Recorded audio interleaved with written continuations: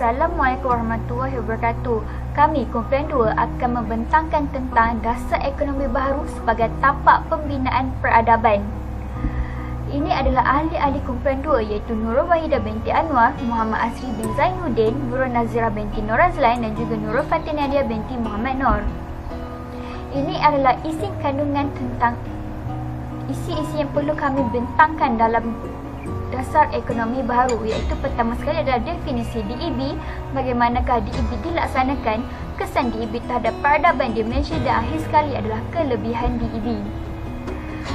Pertama sekali kita akan memahami tentang apakah itu dasar ekonomi baharu. Dasar ekonomi baharu adalah dasar yang digubal oleh pihak kerajaan pada tahun 1970 dan DEB merupakan era pemerintahan yang amat berhormat Tun Abdul Razak. Pembangunan DEB di Malaysia merupakan antara titik permulaan bagi membentuk satu peradaban di Malaysia. Seterusnya kita akan melihat bagaimanakah DEB dilaksanakan. DEB dilaksanakan melalui 3 rancangan, iaitu Rancangan Malaysia Kedua pada tahun 1971 hingga 1975, Rancangan Malaysia Ketiga pada tahun 1976 hingga 1980 dan akhir sekali ialah Rancangan Malaysia Keempat pada tahun 1981 hingga 1985. Jadi untuk Rancangan Malaysia Kedua, rancangan ini adalah rancangan pembangunan 5 tahun pertama. Matlamat rancangan ini adalah untuk menyelesaikan masalah ekonomi dan sosial antara kaum, kawasan dan juga wilayah, dan tumpuan utama rancangan ini ialah membasmi kemiskinan tanpa mengira kaum dengan menambahkan pendapatan dan menyediakan peluang pekerjaan bagi merapatkan jurang ekonomi. Seterusnya, kita melihat kepada Rancangan Malaysia Ketiga pada tahun 1976 hingga 1980. Rancangan inilah Rancangan Malaysia Ketiga merupakan lanjutan kepada Rancangan Malaysia Kedua yang turut mendukung aspirasi DEB. Rancangan Malaysia Ketiga adalah usaha untuk membasmi kemiskinan dan menyusun semula masyarakat menjadi matlamat segala program pembangunan ekonomi dalam tempoh ini. Dan akhir sekali adalah Rancangan Malaysia Keempat, iaitu pada tahun 1981 hingga 1985. Rancangan Malaysia Keempat adalah dengan memberikan tumpuan kepada perkembangan perusahaan berat yang berasaskan pelaburan modal. Kesan DEB terhadap peradaban di Malaysia. Yang pertama, menyusun semula masyarakat, membasmi kemiskinan, memperbaiki kualiti hidup rakyat serta menyediakan peluang pekerjaan. Kelebihan DEB.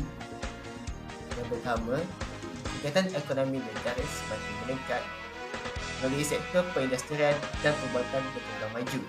Yang kedua, berjaya menghapuskan kemiskinan dengan berjaya memperbaiki taraf dan kualiti hidup rakyat.